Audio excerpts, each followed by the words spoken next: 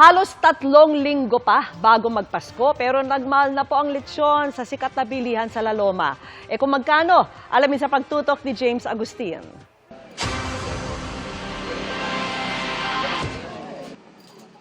Maaga sa La Loma si Joms para bumili ng lechon na ibebenta raw niya sa bagong baryo at Caloocan. Patok daw ito sa mga mamimili, lalo pat kaliwat kanan na ang Christmas parties. Sideline lang sir, para kumita kahit na konti lang.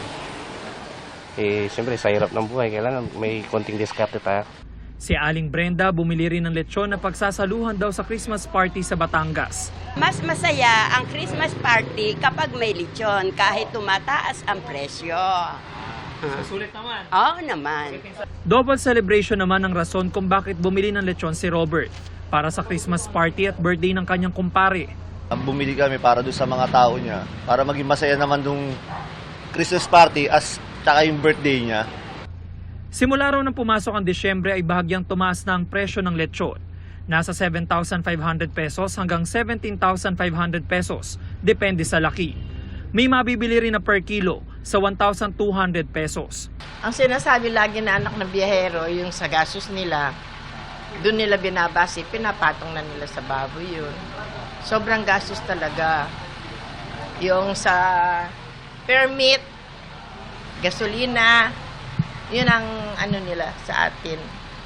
Posible pa raw tumaas ang presyo lalo na sa bisperas ng Pasko. Ngayon pa lang daw kasi ay marami ng order. Hindi pa stable ang presyo ngayon.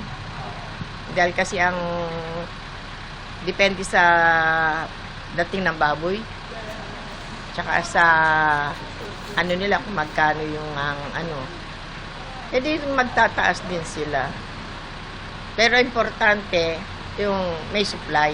Para sa GMA Integrated News, James Agustin, nakatutok, 24 oras. Mga kapuso, kasama nyo kami 24 oras. Mag-subscribe sa GMA Integrated News sa YouTube. Sa mga kapuso abroad, bisitahin ang GMA Pinoy TV at www.gmanews.tv.